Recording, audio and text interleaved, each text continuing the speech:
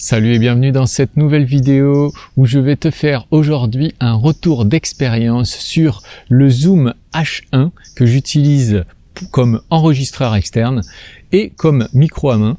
Il a deux fonctions et je vais te faire un petit retour après 3 ans d'utilisation. Alors je vais te spoiler direct, c'est vraiment un outil qui est super, surtout pour le prix qui coûte.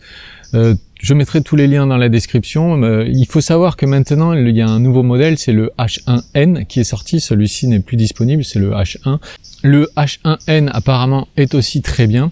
Alors les points forts de cet appareil, c'est qu'il est léger, petit, ça prend pas vraiment de place. Il fait micro à main aussi. Moi, je m'en sers souvent pour enregistrer certains tutoriels pour cette chaîne. Je l'enregistre directement avec le micro. Je le branche pas le micro cravate ici qui est branché ici. Donc voilà, la batterie est juste totalement impressionnante. Il y a 10 heures d'autonomie avec une pile. Moi j'utilise des piles rechargeables en plus, je peux te dire que je les recharge pas souvent. Alors par contre le seul point faible que je peux lui trouver, c'est les 3 boutons qui sont derrière là. On peut les changer, on peut le changer de position quand tu le mets dans la poche en fait, et du coup c'est pas vraiment super bien fait. En tout cas ce que j'ai fait moi, j'ai mis un scotch, comme de toute façon je les bouge jamais ces boutons là, j'ai mis un scotch et du coup ils ne bougent plus et j'ai plus ce problème là. Voilà.